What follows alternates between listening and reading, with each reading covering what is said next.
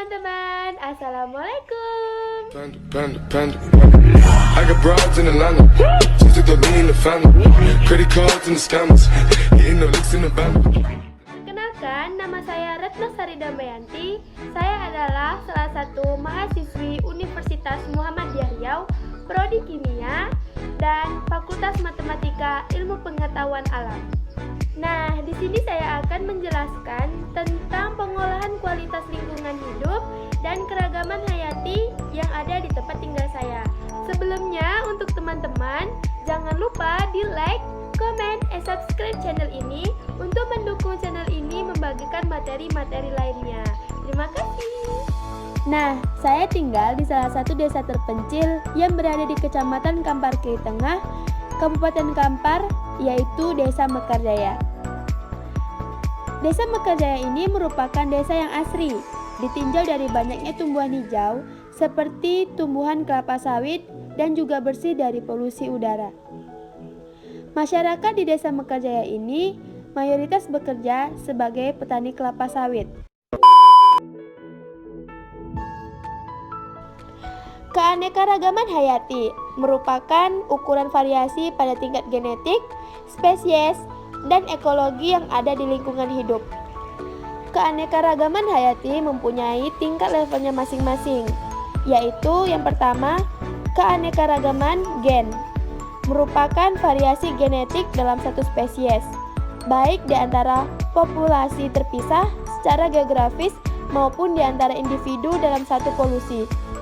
Contohnya yaitu mangga yang terdiri dari banyak jenis, yaitu jenis mangga Bali, mangga gadung, dan mangga lainnya.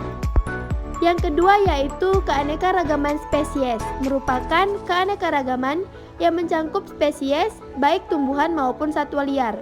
Spesies yang dimaksud adalah spesies sama jenis dan spesies yang lainnya memiliki perbedaan tetapi memiliki ciri yang sama.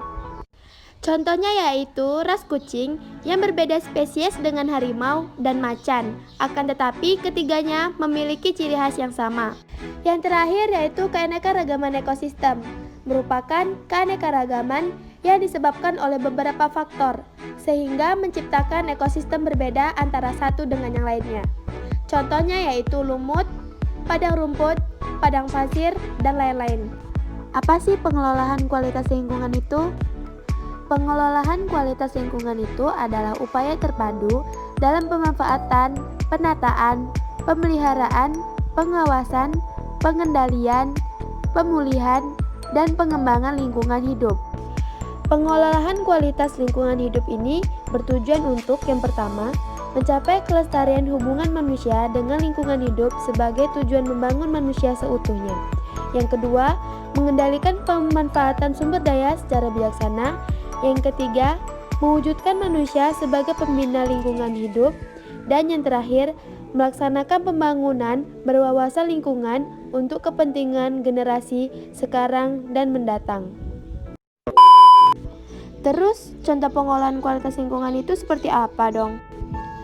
Nah, karena dilihat dari ketersediaan tumbuhan kelapa sawit di Desa Mekarjaya ini banyak, salah satu contoh pengolahan kualitas lingkungan hidup yang saya ambil adalah pengolahan kelapa sawit menjadi minyak atau crude oil palm.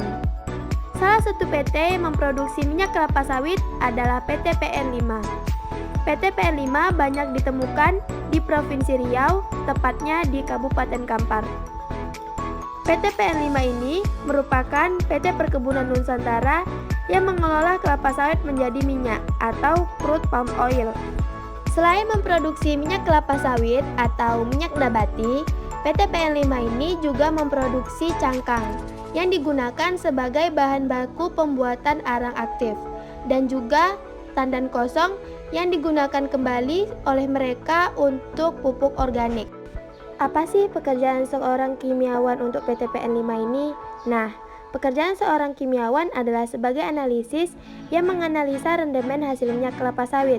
Apabila rendemen tidak sesuai, maka minyak kelapa sawit tidak akan bisa diolah di tahap berikutnya.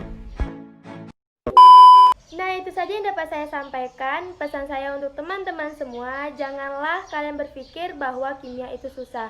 Bahwasanya pekerjaan-pekerjaan kimia dibutuhkan di PT-PT terbesar dan kalian akan menjadi seorang analisis yang hebat. Terima kasih.